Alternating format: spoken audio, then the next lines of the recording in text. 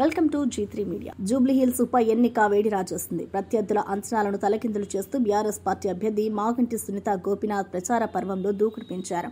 గురువారం ఆమెతో పాటు మాజీ మంత్రి పువ్వాడ అజయ్ కుమార్, ఎమ్మెల్సీ తాత మధు, మాజీ జడ్పీ చైర్పర్సన్ తులా ఉమా, కార్పొరేటర్ దేదీప్య విజయ్, షకీల్ అహ్మద్, సతీమణి అయేషా కలిసి వెంగళరావు నగర్, వికాస్పురి, సిద్ధార్థ నగర్, ఏజీ కాలనీలో ఇంటింటి ప్రచారం నిర్వహించారు. ప్రజలు సునీతమ్మకు ఉత్సాహభరిత స్వాగతం పలికారు.